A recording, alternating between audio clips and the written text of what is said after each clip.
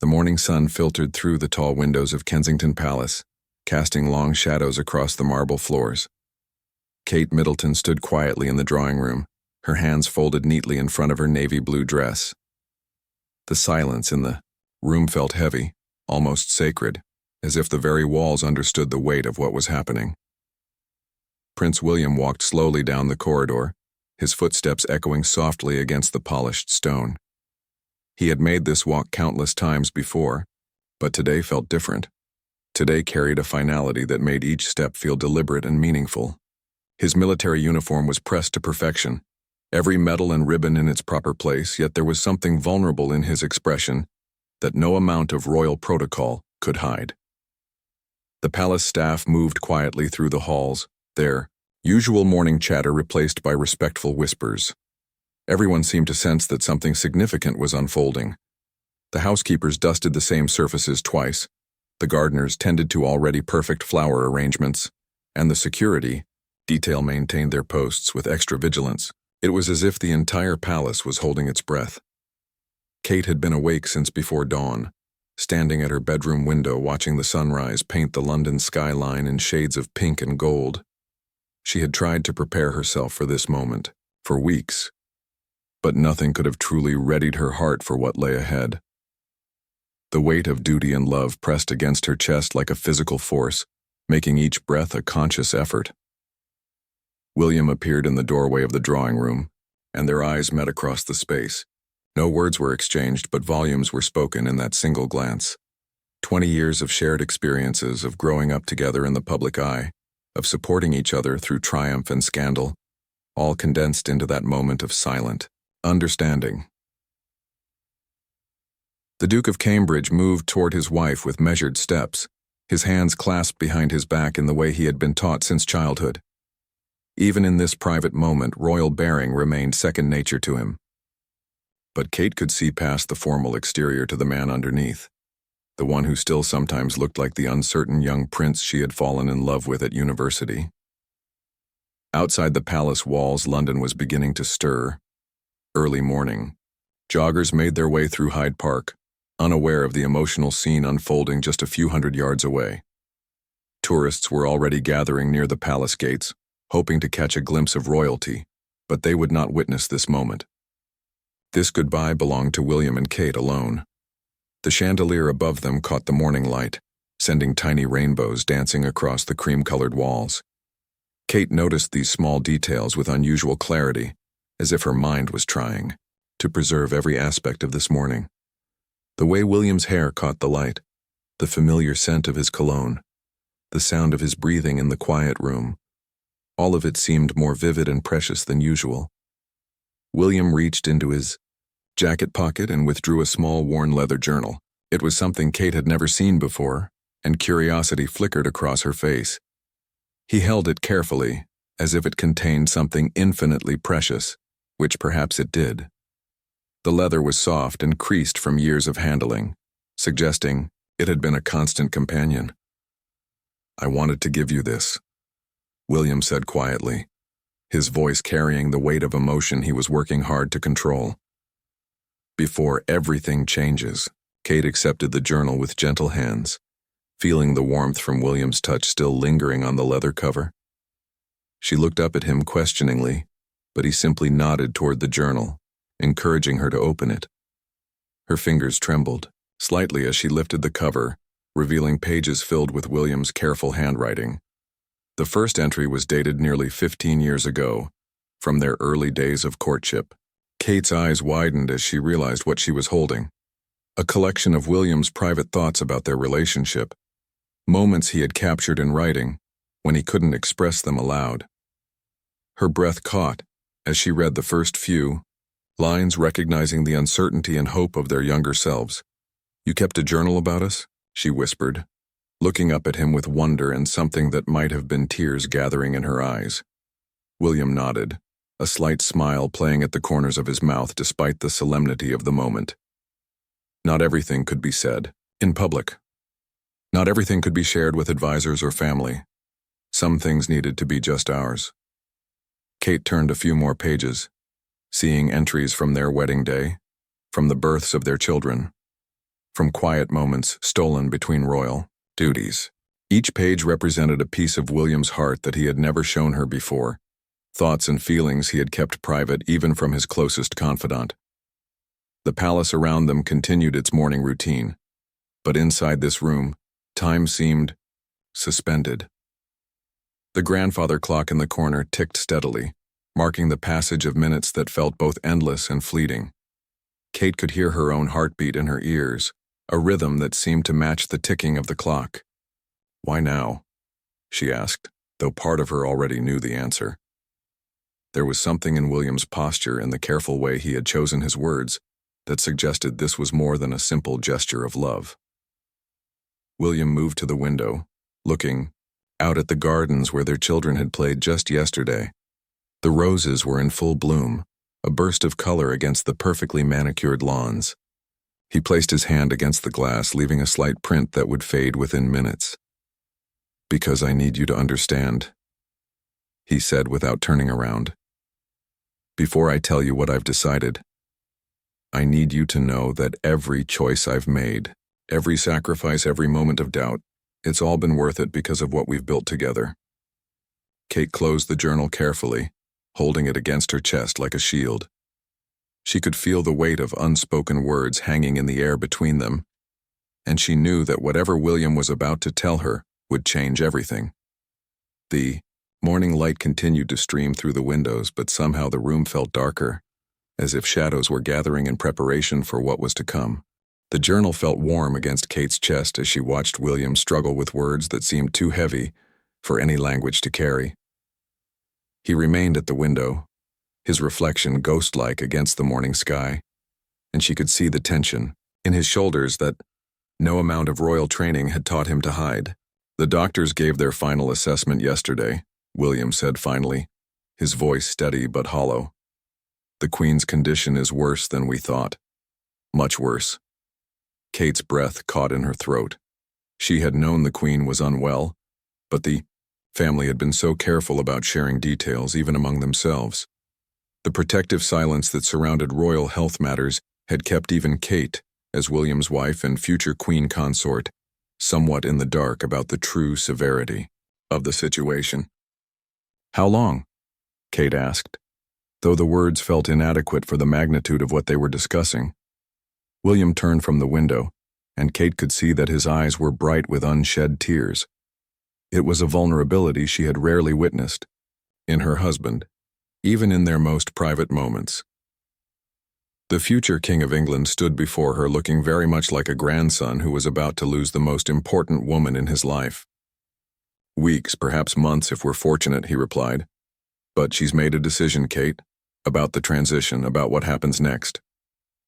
Kate set the journal carefully on the mahogany side table, her hands needing something more substantial to hold on to. She gripped the back of a nearby chair, feeling the solid wood beneath her palms anchor her to this moment, to this room, to this reality that was shifting beneath their feet. "She wants to abdicate," William continued, and the words hung in the air like a prayer and a curse combined. "Not immediately, but soon, within the year. She wants to see the transition happen while she still can, while she can guide it." The implications crashed over Kate like a wave. William would become king, not in some distant future as they had always imagined, but soon. Within months, possibly. Their children, still so young, would become the next in line to a throne that suddenly felt very real and very close. "Your father," Kate began, but William shook his head. "The decision has been made at the highest levels. Father understands. The Queen believes—" William paused, choosing his words carefully. "That sometimes the greatest service to the crown is knowing when to pass it on. She wants to ensure stability during the transition." Kate moved to the settee, her legs suddenly feeling unsteady. She had spent years preparing for the eventual reality of becoming queen consort, but it had always felt like something that would happen in another lifetime, when she and William were older, when their children were grown, when they had had more time to simply be a family. "The children don't know yet," William said, reading her thoughts with the intuition that came from years of marriage. "We wanted to tell them together when we've had time to process this ourselves. George, Charlotte, and Louis were still so young, still able to play in the palace gardens with something resembling normal childhood freedom. Kate thought of George, barely 10 years old, who would one day inherit this weight that was about to fall on William's shoulders. Her heart ached for all the ordinary moments they were about to lose. William sat beside her on the settee, maintaining the proper distance that years of public appearances had ingrained in them. But his hand found hers in the space between them. His palm was warm and slightly damp with nervousness, reminding Kate that beneath all the royal protocol, he was still the man who had proposed to her with his mother's ring, still the person who made her laugh at state dinners with subtle faces no one else could see. "There's something else," William said, and Kate braced herself for another revelation. "The palace has suggested that we might want to consider a more formal farewell, a way to mark this transition that honors both what the Queen has given to the nation and what we're about to take on." Kate understood immediately. A public ceremony, carefully choreographed and broadcast worldwide. Millions of people watching, as one era ended and another began. She thought of all the eyes that would be on them, analyzing every gesture, every expression, every moment of what should be an intensely private family transition. A goodbye that belongs to everyone except us, Kate said quietly, and William squeezed her hand. Exactly. They sat in silence for several minutes, the weight of duty and personal grief intertwining in ways that only those born or married into royalty could fully understand. Outside, Kate could hear the distant sounds of London waking up, traffic beginning to build, people starting their daily routines, life continuing with the blissful ignorance that comes with not knowing that history is shifting just a few miles away.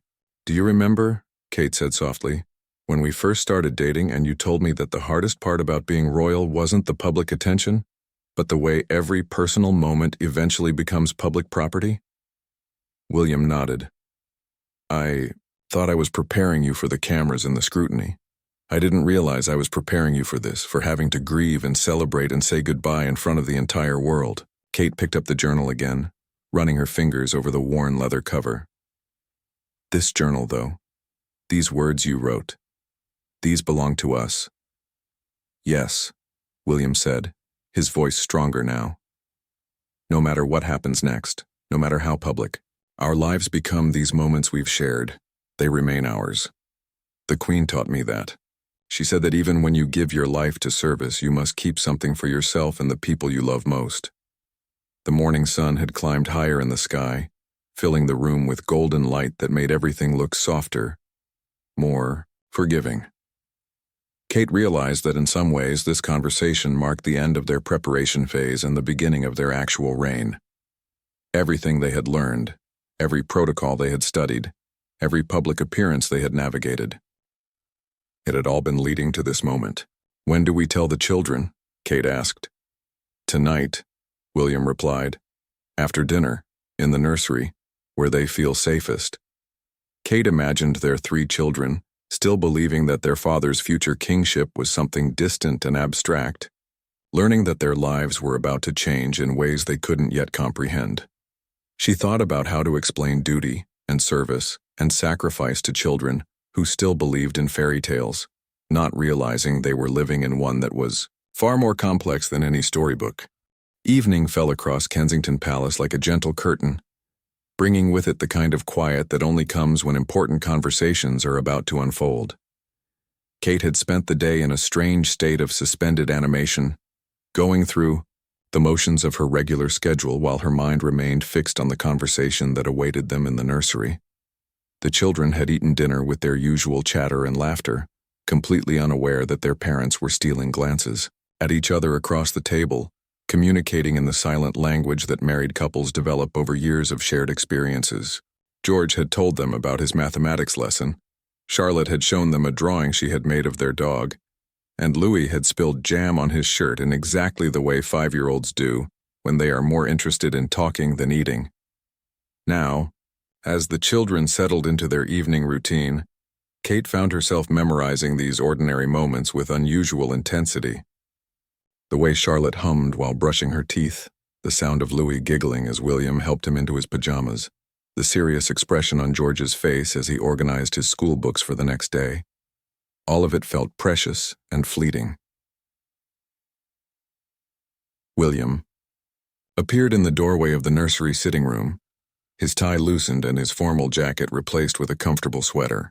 Even in casual clothes, he maintained the upright posture that had been drilled into him since childhood, but Kate could see the exhaustion around his eyes. The weight of the day's revelations had settled on his shoulders like a heavy cloak. "Are they ready?" Kate asked quietly, smoothing her dress nervously. She had changed from her morning outfit into something softer, more maternal. A cream-colored cardigan over a simple dress that the children associated with story time and bedtime conversations. "George is reading to Charlotte and Louis," William replied. "I thought it might be easier if they were all together, relaxed."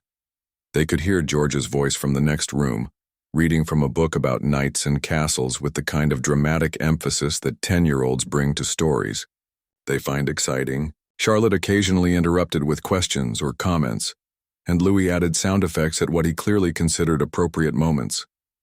It was such a normal, childlike scene that Kate felt her heart contract with the knowledge of how much was about to change. William took her hand as they walked toward the children's sitting area. The nursery had always been Kate's favorite part of their private apartments, decorated in soft colors with comfortable furniture that invited curling up with books and games. It was the one space in the palace that truly felt like it belonged to their family, rather than to the institution of the monarchy. The three children looked up as their parents entered, and Kate was struck by how young they all looked in their pajamas, their faces still soft with the innocence that comes before life teaches its harder lessons. George set the book aside carefully, always mindful of taking care of his things, while Charlotte immediately bounced up to show Kate a stuffed animal she had been cuddling. "Mummy, Daddy, will you tell us a story tonight?" Charlotte asked, her voice bright with the kind of hope that assumes the answer will always be yes. William and Kate settled onto the large sofa, and the children arranged themselves around them with the casual intimacy of a family comfortable with physical closeness. Louis climbed onto Kate's lap without invitation. Charlotte tucked herself against William's side, and George, trying to appear more grown-up, sat cross-legged on the floor, but close enough to lean against his father's legs. "We do have something to tell you," William began, his voice gentle but serious enough that all three children immediately gave him their full attention. "Something important about our family, and about Granny." At the mention of the Queen, the children's expressions became more solemn. They adored their great-grandmother, but they had also learned to recognize the special tone that adults used when discussing her, the mixture of love and respect and something they were too young to identify as worry. "Is Granny sick?" George asked with the directness that comes naturally to children. As the eldest, he had picked up on more of the family's underlying tensions than his younger siblings. Kate and William exchanged a quick glance, and she gave him the smallest nod of encouragement. They had discussed how to approach this conversation, knowing that honesty was important, but that the full weight of the situation needed to be shared gradually, in ways their children could understand and process. "Granny is getting older," William said carefully, "and she has decided that it's time for some changes in how our family serves the country. You know that someday, when I'm much older, I'll become king." All three children nodded. This was not new information. They had grown up understanding that their father would one day inherit the throne, though it had always seemed like something that belonged to a distant future. "Well," William continued, "Granny has decided that instead of waiting until she's no longer able to be queen, she would like to pass that responsibility to me sooner, while she's still healthy enough to help with the transition." Charlotte frowned, trying to work through the implications of what her father was saying. "Does that mean you'll be king soon, Daddy?" "Yes, sweetheart. Probably within the next year." The room fell quiet as the children processed this information.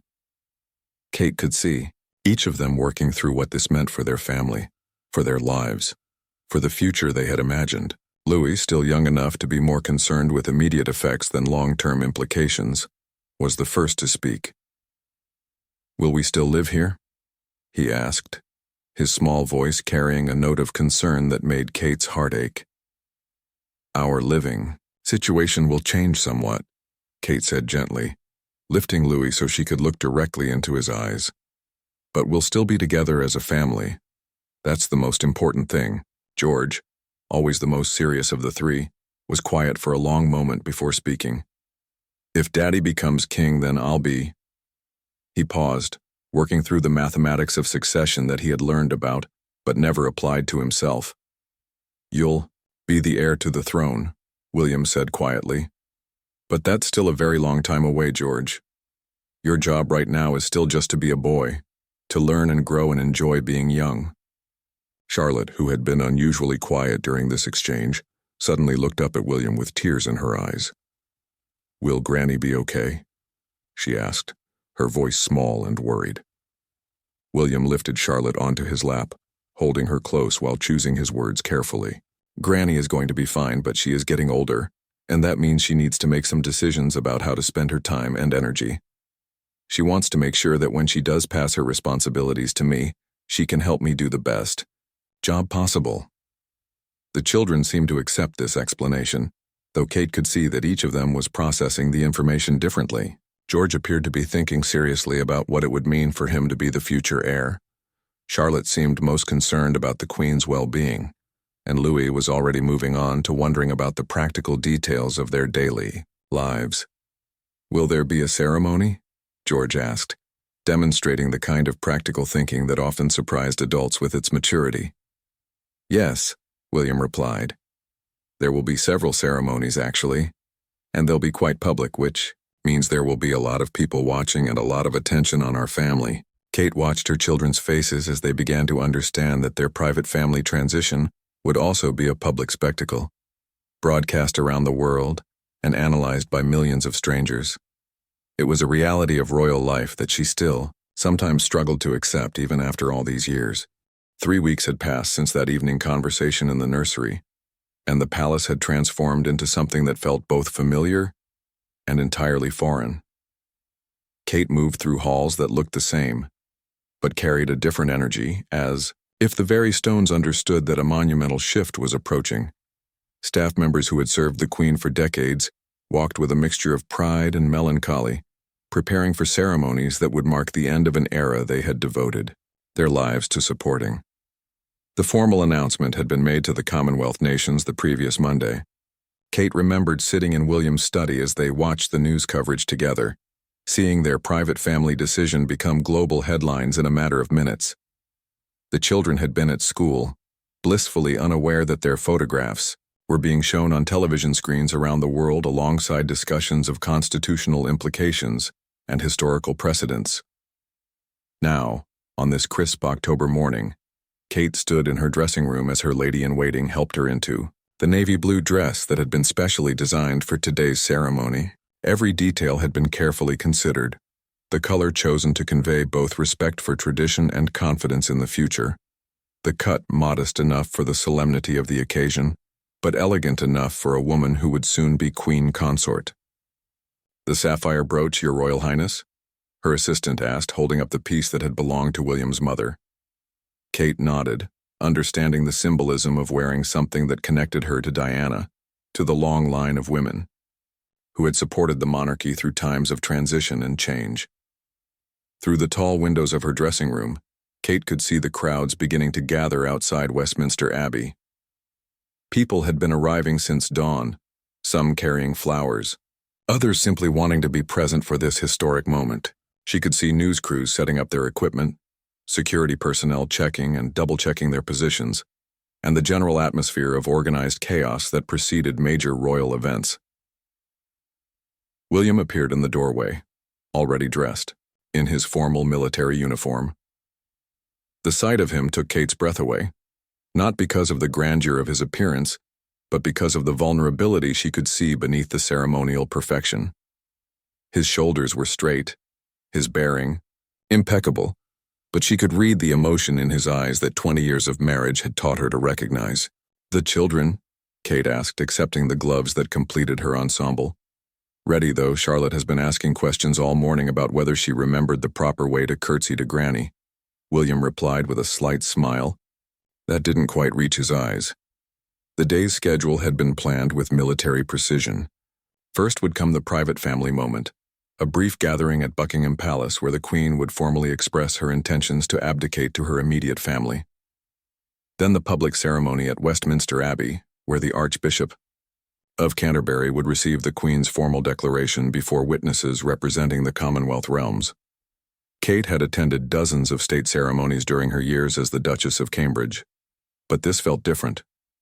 This wasn't about celebrating someone else's milestone or commemorating a historical event. This was about her own life, her husband's future, her children's destiny, all unfolding simultaneously in front of cameras that would broadcast every moment to hundreds of millions of viewers around the world. The car ride to Buckingham Palace passed in relative silence, with William and Kate each lost in their own thoughts while their security detail navigated through streets that had been cleared for the royal procession. Kate found herself looking out at familiar London landmarks, buildings and parks and monuments that would soon be part of her responsibilities as Queen Consort, rather than simply beautiful parts of the city she had grown to love. At Buckingham Palace, they were escorted to the Blue Drawing Room, where family members were gathering for the private ceremony that would precede the public events. The Queen stood near the fireplace, dressed in a pale blue ensemble that made her look both regal and approachable. Despite the gravity of the occasion, she smiled warmly as William and Kate entered, and Kate was struck by how at peace the older woman appeared. The children were already there, standing with their grandfather Charles and their Aunt Anne, trying to balance the formal behavior expected of them with the natural energy that comes with being young. George looked remarkably composed for a 10-year-old about to witness his father become second in line to the throne, while Charlotte and Louis stayed close to their aunt, who had a gift for making formal occasions feel less intimidating. "Ah, William, Catherine," the Queen said, her voice carrying its familiar warmth despite the formality of the moment. "Thank you all for being here for this rather important family meeting." The Queen's use of humor to ease tension was something Kate had observed many times over the years, but today it felt especially poignant. Here was a woman who had dedicated her entire adult life to service, who had weathered decades of political changes and personal challenges, choosing to mark this monumental transition with grace and even levity. A palace photographer captured several formal images, pictures that would become part of the historical record, showing 4 generations of the royal family at this pivotal moment. But Kate found herself more moved by the informal moments between shots. The way the Queen adjusted Louis's collar with the practiced ease of someone who had been straightening royal children's clothes for 70 years. The proud look Charles gave William. The protective way William's hand rested on George's shoulder. "Before we join everyone at Westminster," the Queen began, her voice taking on the formal tone that indicated she was speaking for posterity as well as for the family gathered around her. "I wanted to share some thoughts with you privately." The room fell completely silent except for the ticking of an ornate clock on the mantelpiece. Kate could feel the weight of history in that moment.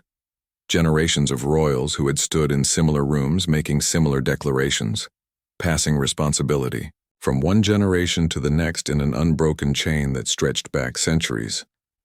"William," the Queen continued, looking directly at her grandson, "you have been preparing for this responsibility your entire life, though I know it comes sooner than any of us expected. I have watched you grow into a man of integrity and compassion, someone who understands both the privileges and the burdens that come with the crown."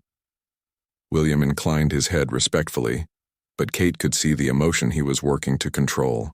The relationship between William and his grandmother had always been special, built on mutual respect but also genuine affection, professional admiration tempered with family love. "Catherine," the Queen said, turning her attention to Kate, "you have brought something invaluable to this family and to the institution of the monarchy.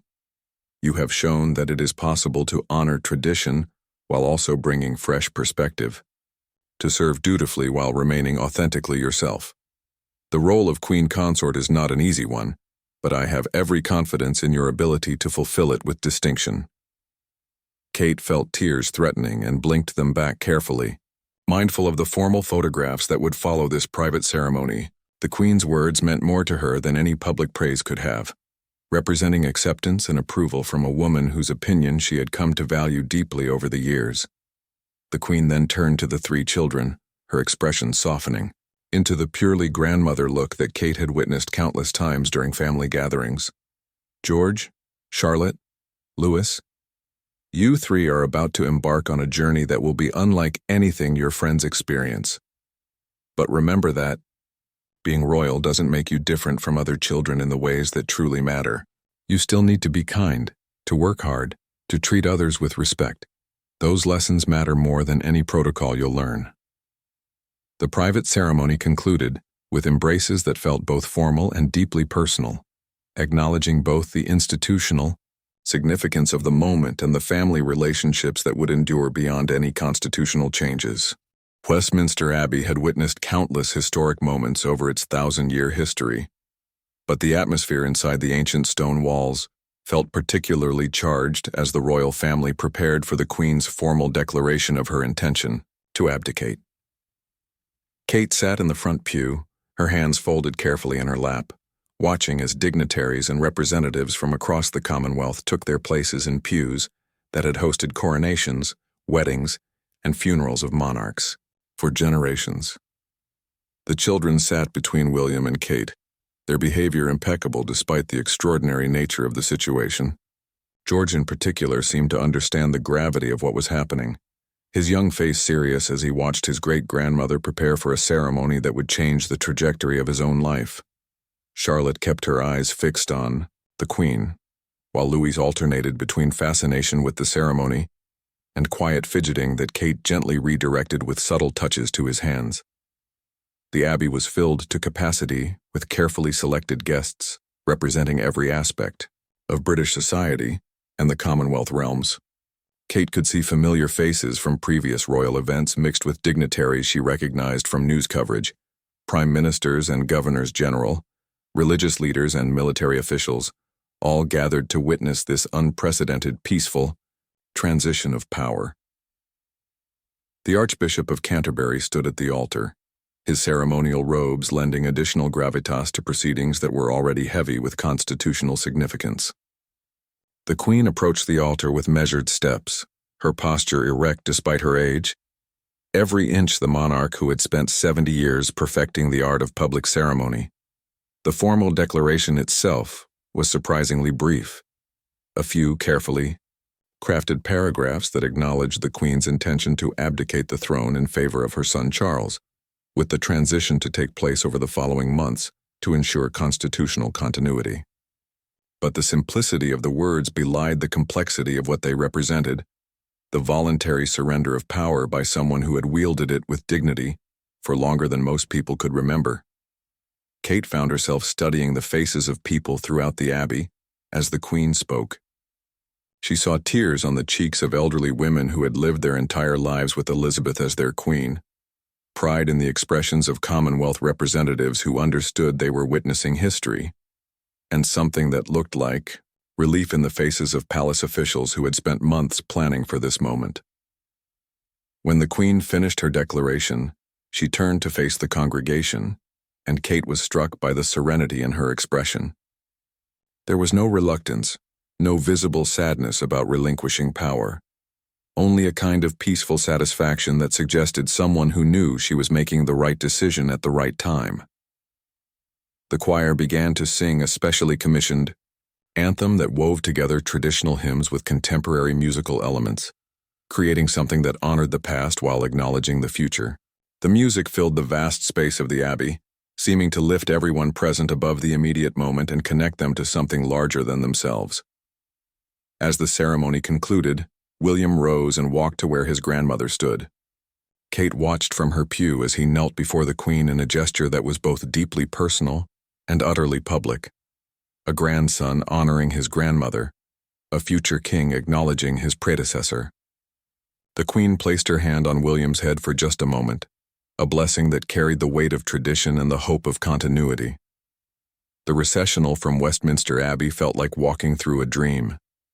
Kate moved slowly alongside William and the children, aware of the hundreds of eyes upon them but focused primarily on maintaining the composed dignity that the moment required. Outside the Abbey, Crowds had gathered despite the cool October weather, their faces eager to catch a glimpse of the royal family during this historic transition. The carriage ride back to Buckingham Palace gave Kate her first opportunity to truly process what had just occurred. The formal declaration was complete, the constitutional machinery was in motion, and within months William would be king and she would be queen consort. The abstract future they had spent years preparing for had become concrete reality in the space of a single ceremony. Back at the palace, a reception had been arranged for the official guests, but Kate found herself drawn to a quiet balcony overlooking the gardens. The October air was crisp and clean, providing a welcome contrast to the formal atmosphere inside. She could hear the distant sounds of London continuing its daily rhythm. Traffic, construction, the ordinary business of a city that had just witnessed its monarch voluntarily relinquish the throne. William found her there a few minutes later. Having shed his formal military jacket for a more comfortable sweater, even in casual clothes, he still carried himself with the bearing of someone who had just accepted one of the most significant responsibilities in the world. But Kate could see exhaustion around his eyes that spoke to the emotional toll of the day. "How are you feeling?" Kate asked, though she suspected the question was too large for any simple answer. "Grateful," William said after a moment of consideration. "Grateful that Granny chose to do this while she's still able to guide us through the transition. Grateful that we have time to prepare properly, rather than inheriting the throne during a crisis." Kate nodded, understanding what he meant. Royal history was filled with examples of heirs who had been thrust into kingship by sudden death or abdication, forced by scandal. The Queen's decision to step down while still in good health, while still able to offer advice and support, was a gift to William and to the institution of the monarchy itself. "The children handled themselves beautifully today," Kate observed, thinking of how composed all three had been during the long ceremony. "They did," William agreed, "though I suspect the reality of what today means for them won't fully sink in for some time." Through the balcony windows they could see the reception continuing inside, guests mingling with the practiced ease of people accustomed to formal social events, staff moving efficiently through the crowd with refreshments, the Queen herself holding court near the fireplace with a group of Commonwealth representatives. It was a scene that looked elegant and effortless, though Kate knew it was the result of months of careful planning by dozens of palace staff. "When I was young," William said quietly, "I used to think that being king would mean having ultimate authority, being able to make decisions without consulting anyone. It's taken me years to understand that the opposite is true, that the crown represents the ultimate in collaborative leadership, in serving others rather than being served."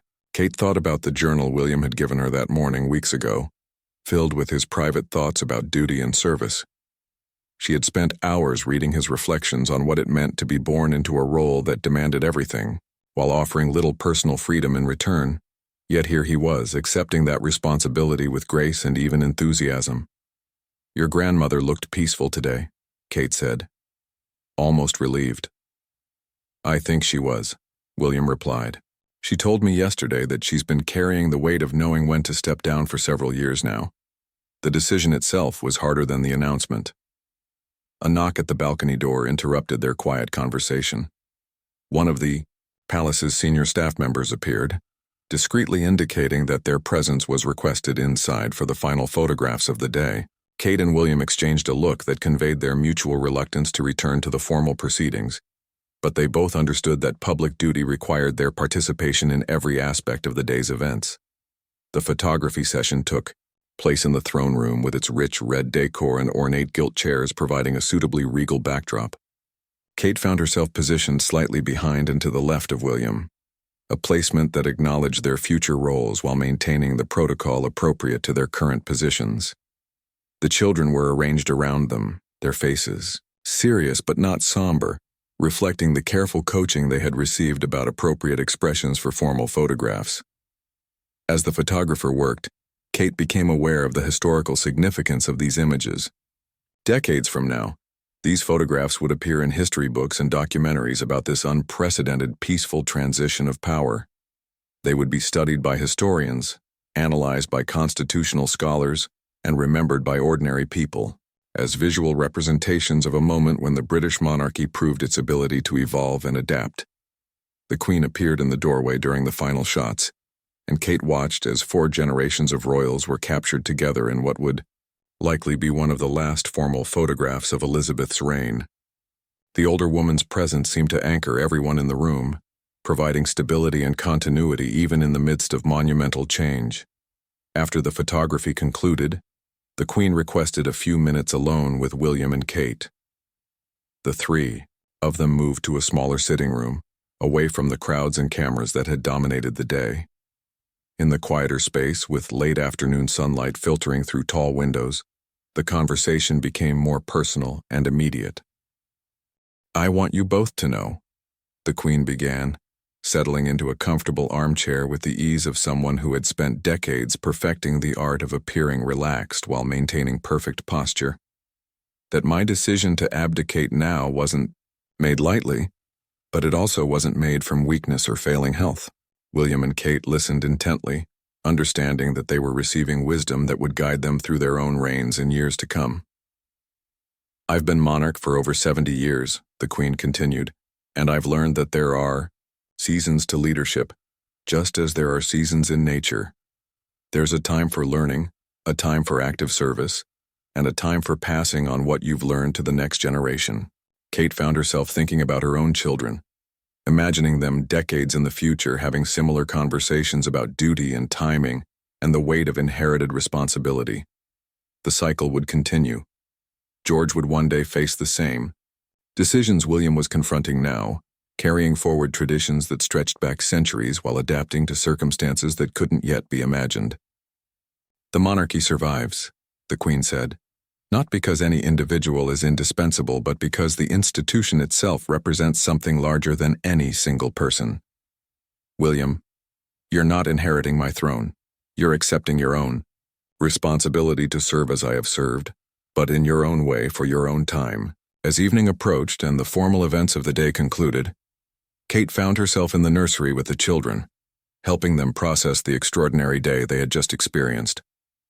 The younger ones were already beginning to treat the day's events as simply another unusual but interesting experience in their already unconventional lives.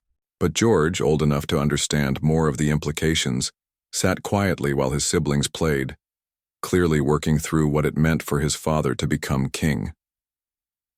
The weeks following the abdication ceremony passed in a blur of meetings, briefings, and carefully orchestrated transitions that would have been invisible to the public but represented a complete reorganization of royal life behind palace walls. Kate found herself attending sessions with constitutional experts, protocol officers, and senior staff members who had served the monarchy for decades, all working to ensure that her transformation from Duchess to Queen Consort would proceed smoothly. 6 months had passed since that pivotal morning when William had shared the Queen's decision with her in their private sitting room. Now, on a quiet Sunday evening in April, Kate stood once again in that same room. But everything had changed. William had been king for 2 months, crowned in a ceremony that had drawn larger global audiences than anyone had anticipated. Kate herself had been formally invested as Queen Consort, a title that still felt foreign when she heard it spoken aloud, but had begun to feel more natural in her daily duties. The children had adapted to their new roles with the resilience that seemed to come naturally to those born into royal life. George, now officially the heir apparent, had begun receiving additional tutoring in constitutional history and protocol, but his parents were careful to ensure that his childhood remained as normal as possible. Charlotte and Louis continued their regular schooling, though they too had noticed the increased security and public attention that came with their father's elevation to the throne. Tonight the palace was unusually quiet. The endless stream of official visitors and ceremonial obligations that had filled the spring calendar had given way to a rare evening of family time. Kate had dismissed most of the staff early, wanting to create space for the kind of ordinary domestic moments that had become increasingly precious since the coronation. William appeared in the doorway, carrying 2 cups of tea and wearing the kind of comfortable clothes that he reserved for private family time. The informality of his appearance, jeans and a wool sweater, provided a stark contrast to the formal uniforms and ceremonial robes that had defined so much of his public appearances over the past months. "The children are finally asleep," he said, settling beside Kate on the sofa where they had shared so many important conversations over the years. Though Charlotte insisted on 3 different bedtime stories, and Louis wanted to know if being king meant Daddy could make it be Saturday, every day, Kate smiled, thinking of her youngest son's practical approach to royal authority. The children's questions about their father's new role had ranged from the profound to the amusing, often in the same conversation. They were learning to navigate the complex relationship between their private family life and their public responsibilities, just as their parents continued to do. "I've been thinking," Kate said, accepting the tea William offered, "about that morning when you gave me the journal, about everything that's changed since then, and everything that's remained the same." William nodded, understanding immediately what she meant. The external trappings of their lives had been transformed beyond recognition. Different titles, different protocols, different levels of responsibility and public scrutiny. But the fundamental relationship between them, the partnership they had built over 2 decades, remained their anchor through all the constitutional and ceremonial changes. "Do you remember what you wrote in the journal about our wedding day?" Kate asked. "About feeling like you were promising to share not just your life, but your destiny?" "I remember," William said quietly. "I meant it then, though I'm not sure." Either of us fully understood what it would mean in practice. Kate thought about the young woman she had been on their wedding day, standing in Westminster Abbey making promises that seemed both deeply personal and historically significant. She had known intellectually that marrying William meant accepting a role in the monarchy. But the reality of being queen consort, the weight of tradition and expectation, the constant awareness of being watched and analyzed, had been impossible to truly comprehend until she was living it. "The Queen called this afternoon," William said, referring to his grandmother, who had maintained the title Queen Elizabeth after the abdication and continued to live quietly at Windsor Castle. "She wanted to know how we were settling into our new roles." "What did you tell her?" "That we're learning to find our own way of doing things just as she did when she was young," William replied.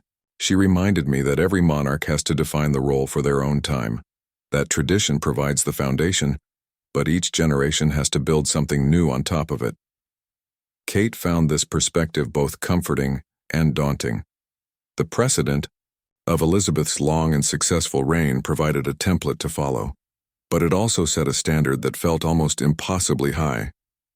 How do you follow someone who had dedicated 70 years to perfecting the art of constitutional monarchy? "I think," Kate said slowly, working through thoughts that had been forming over the past months, "that our version of the monarchy will be different not because we want to change things, but because the world itself is different from the one your grandmother inherited." William nodded thoughtfully. "The challenges are different. The media landscape, the global political situation, the way people relate to institutions, all of it requires us to find new ways of connecting with people while maintaining the stability and continuity that the monarchy represents." Through the windows of their sitting room, Kate could see the lights of London spreading out in all directions, a vast city full of people who were now, in a very real sense, her subjects, as well as William's. The thought still felt surreal, but it was gradually becoming integrated into her understanding of herself and her place in the world. "The children will grow up thinking this is normal," Kate observed. "For them, having a father who is king won't be a dramatic change. It will just be how their family has always been." "In some ways, that's a gift," William said. "They won't have to carry the same sense of disruption and adjustment that we've experienced. But it also means we need to make sure they understand the significance of what we do, that they don't take it for granted." Kate thought about George, who was already showing signs of the serious nature that seemed to come naturally to future monarchs, but who also maintained the curiosity and playfulness of a normal 11-year-old. The challenge would be helping him develop into someone who could eventually take on the crown, while also ensuring that he had a genuine childhood and the freedom to make his own choices about the kind of king he wanted to become. A comfortable silence settled between them, filled with the kind of shared understanding that comes from weathering major life changes together. Kate reached for William's hand, intertwining their fingers in a gesture that had become automatic over their years of marriage but felt particularly meaningful tonight. "Do you think we're doing it right?" Kate asked, voicing a question that had been lingering in her mind for months. William considered this carefully before answering. "I think we're doing it our way," he said finally. "And I think that's what your grandmother would want. Not for us to simply copy what she did, but to serve with the same dedication and integrity while making it relevant for our own time." Outside their sitting room, the palace continued its quiet evening routine. Security personnel maintained their vigilant watch, staff prepared for the next day's obligations, and the ancient building settled into the peaceful rhythms that had marked royal residences for centuries. But inside this private space, a king and queen consort sat together, no longer the young couple who had fallen in love at university, but partners who had grown into their roles and their relationship simultaneously. The journal that William had given Kate months earlier sat on a nearby shelf, its leather cover now showing the wear that comes from frequent handling. Kate had filled several additional journals since then, capturing her own thoughts and experiences during this period of unprecedented change. Perhaps one day, she thought, these private reflections would help their own children understand not just the public history of this time, but the private emotions and decisions that had shaped their family's journey. As the evening deepened into night, Kate found herself feeling something she hadn't expected, a sense of peace with the path their lives had taken. The transformation from Duke and Duchess to King and Queen consort had been overwhelming at times, but it had also brought a clarity of purpose that she found deeply satisfying. They were exactly where they were meant to be, serving their country and their family with equal dedication, writing the next chapter in a story that stretched back centuries and would continue long after they were gone.